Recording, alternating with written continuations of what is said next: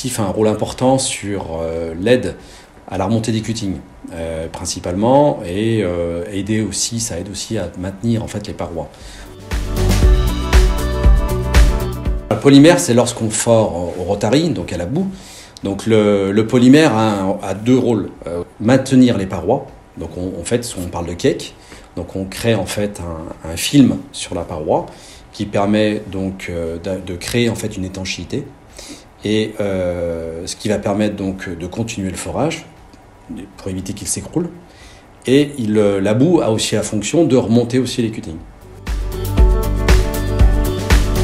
On a une gamme assez large de polymères, donc des polymères qui vont être des polymères anioniques, qui sont des polymères soit en liquide, soit en poudre, et des polymères qui vont être biodégradables, comme le Stafford 5000 ou le Stafford 10000, qui vont être des polymères qu'on va utiliser suivant l'application. Le polymère anionique, liquide, son point fort, c'est le mélange. Voilà, le prêt à l'emploi, c'est très rapide, le mélange est simple.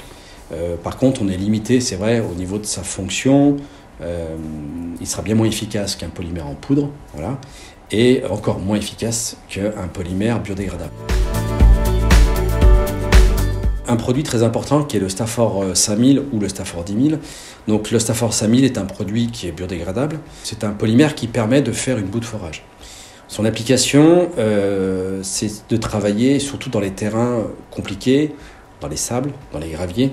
Une particularité, c'est qu'on peut le gélifier. Le Stafford 10000, c'est une création de DPMF. C'est un polymère qui a été créé par DPMF, qui est vraiment dans les terrains encore plus compliqués, et même lorsqu'on a des terrains artésiens, un forage artésien, et aussi lorsqu'on a des pertes. Voilà.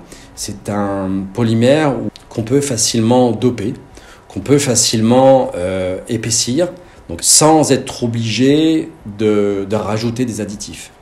On arrive en fait à obtenir une viscosité qui est proche de 50-52 secondes, tout en ayant une boue qui est facilement utilisable. Deux types de mousse, une mousse qui sert généralement beaucoup à remonter les cuttings, et une autre qui est beaucoup plus compacte, qui va à la fois vraiment avoir un rôle de maintien des parois et de remonter les cuttings. Dans la bentonite, en fait, c'est une gamme qui est assez large. On a des bentonites qui vont être des additifs pour réaliser des coulis-ciment, par exemple. On va avoir des bentonites pour créer une étanchéité aussi.